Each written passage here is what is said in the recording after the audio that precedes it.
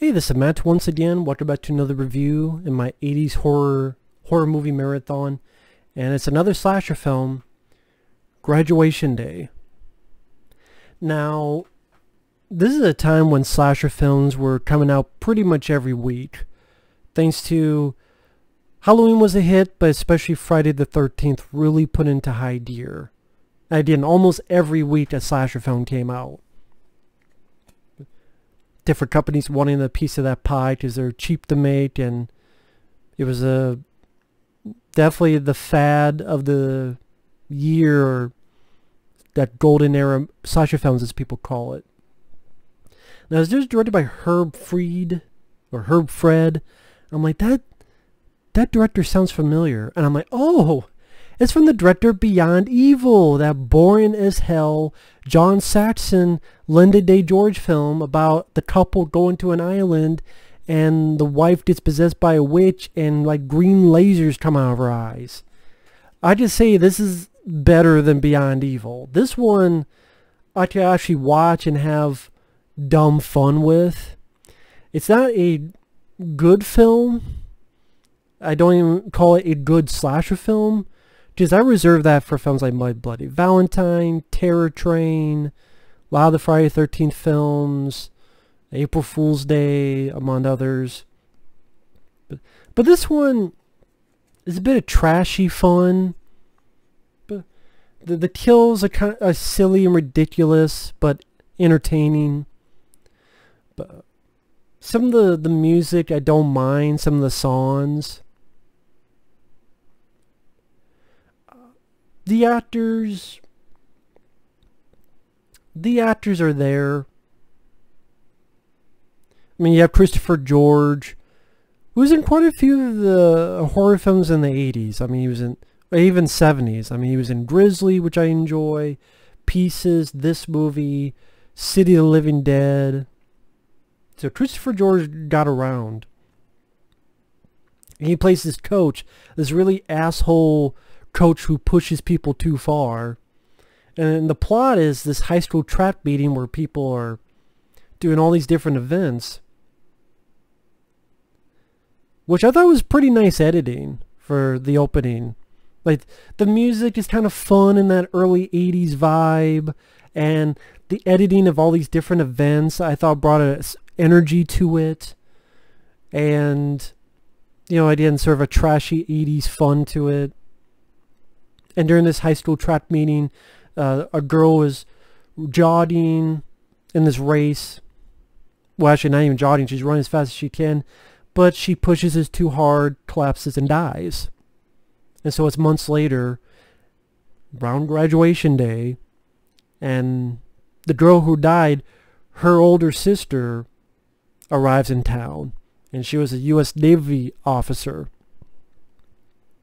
I'm not sure why they had to make her a U.S. naval officer, because that U.S. Navy thing doesn't really come into play. I guess just she's a U.S. naval officer just because. They try to have her do a little bit of fighting, but hell, I could do better fighting than that, and I've never trained a single day in my life. Or like I said, the kills are kind of fun. I mean, the killer has a lousy outfit. Is pretty much like a gray jumpsuit and black gloves, and he has a stopwatch. I thought this was an interesting idea. The reason the killer has a stopwatch is he times it for 30 seconds, because for this killer, those 30 seconds of this girl dying at the beginning changed this person's life forever. So he times his kills for 30 seconds. And a funny thing about this, like, almost every character is a red herring, to the point that almost every character has the same black gloves. Almost every character has a fucking stopwatch. It is pretty hilarious. And then the first kill is lame. I mean, he puts a knife up, and what's funny, when he raises the knife, there's already blood on it, and he hasn't cut the girl yet. If you don't believe me, watch this film again. Pay attention. He grabs her, and this girl has these big, look like Princess Leia, headphones on. grabs her by the throat. He raises it. And then when he raises the cut, which I don't know why, if you're cutting her in that, why you have to raise it all up in the sky as if you're trying to, as if you think the knife is Thor's hammer.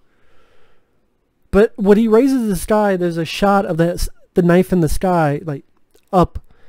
There's already blood on it. I don't know why, because he hasn't cut anyone yet, but there's already blood on it.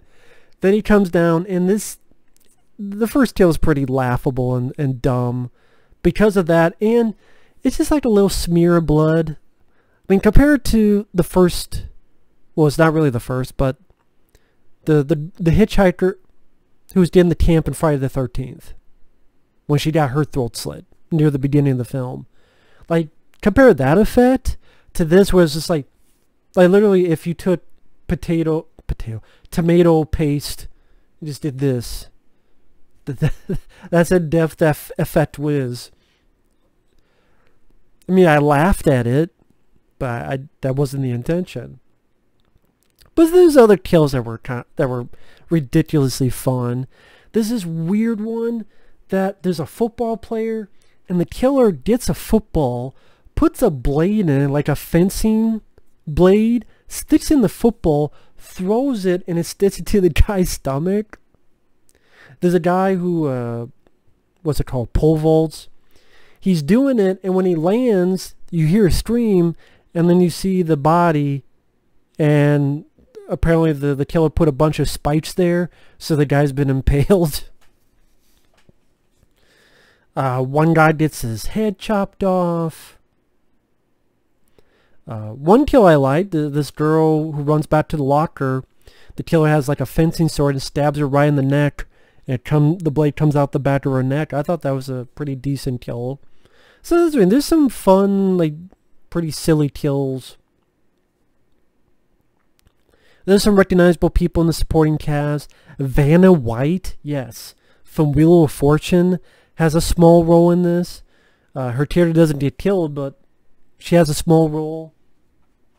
I'm like, is that who I... Yep, that's Vanna White from Wheel of Fortune. Hell, there may even be people watching this who don't even know who the hell Vanna White is. She was the person on Wheel of Fortune that would turn the letters. There may be people who don't even know what the hell Wheel of Fortune is. Also, Linnea Quigley, who is in Return of the Living Dead and Silent Night, Deadly Night, she has a bit role here where I believe we do get to see her titties. Oh, another fun thing before I forget. Christopher George's, the coach, his character name is George Michaels. George Michaels. So anytime I look at Christopher George, I'm like, I wonder if he's going to say, got to have faith, the faith, the faith. Or didn't he also do that song in Beverly Hills Cop 2? I want your sex.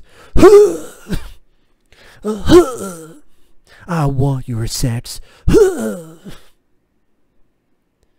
the song I always remember, got to have faith, the faith, the faith. So yeah, the coach is called George Michaels. The lead girl, I can't really say anything about it because she's barely in the movie. Because what the movie does is make her seem like the biggest red herring suspect. So there's a lot of times where she disappears for large chunks of the movie. So that kind of hurts the flick, because who are you supposed to care about? Because your lead girl, you're labeling as if she's a killer. She's not. But she disappears for good chunks of the film, and you're like, you just follow a lot of these peripheral characters that are only there to be red herrings. Like the principal's secretary. Like a lot of these peripheral characters were unneeded, and you could have easily taken them out. But this one, I mean, it's not a good film, but I had some trashy fun. Like, I like the song that you hear in the trailer when the kids are roller skating in the movie. Some of the silliness, so maybe at times I was enjoying by laughing at it. I mean, I can't call this a rant because I think this is a lot better than something like Final Exam. It didn't it didn't even bore me as much as like To All Good Night. Well, Final Exam was like the worst of that. Or like Terror on Tour. Like, this is like goofy, silly.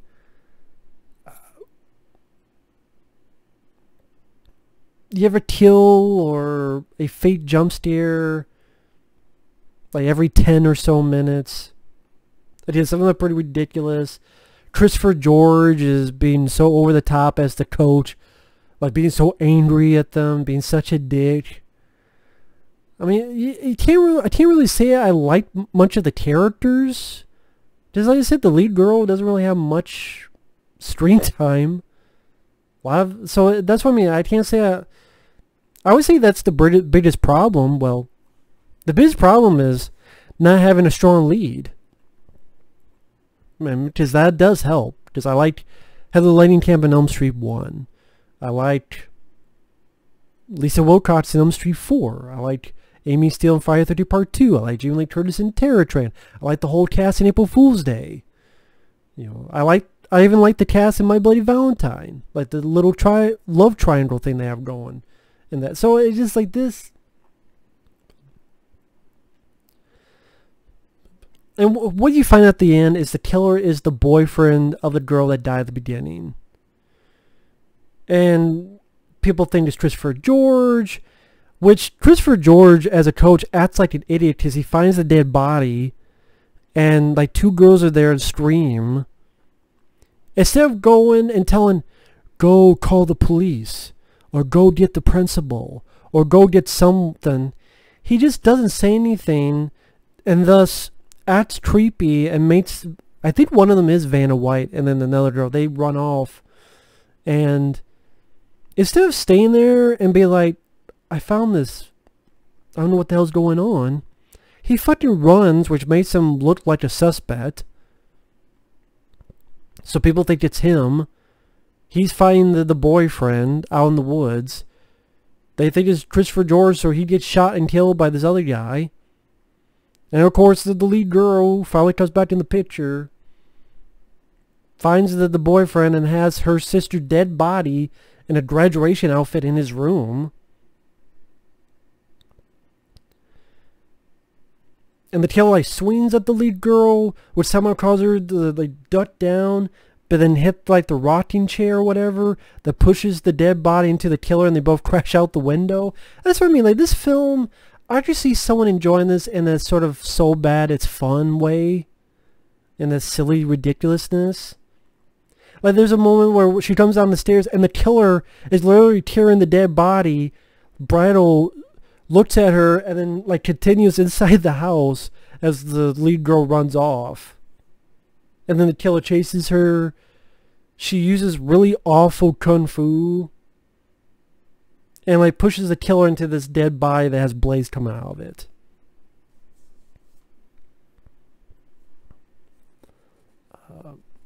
And then you have this nightmare scene that wasn't needed.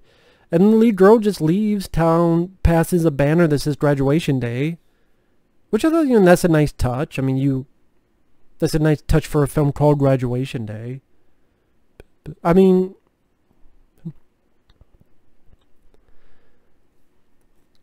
like I said, it was entertainingly bad a lot of the times. Some ridiculous fun kills.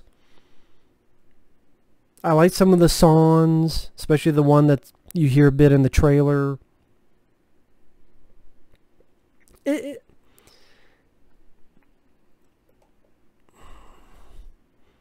Some better effects on the kills, like the first kill where it just, again, looks like you just took finger paint and put on the girl's neck. It's really just get rid of the peripheral characters and build up your main characters to make them semi-likable. That's not against the law in a slasher film. Don't have the lead girl be a suspect. Or if you do, don't have her disappear for large chunks of the time, so then you can't really get a feeling to like her or not, because it feels like she's barely in it. So I don't know. But yeah, it's silly, it's stupid, but it's kind of fun. It's harmless, trashy 80s slasher fun. There's a lot better and there's a lot worse. And I mean, I would even say I had more fun with this than say like Silent Stream or The Unseen, where not much happened. Not that I hated those films, but like this, at least it made me laugh. Probably not the desired effect, but you know, it was at least something. You know what I mean? Like if you're a fan of 80s slasher films and you do, I don't normally look at them as, oh, I'm going to laugh at them. Because I sincerely enjoy Terror Train, My Bloody Valentine, and others. But if you don't, or like, again, if you just want to have some shits and noodles, you could do worse than Graduation Day. I'll put it that way. So either way, thanks for watching. Take care. And we will see you for another review of an 80s horror film later.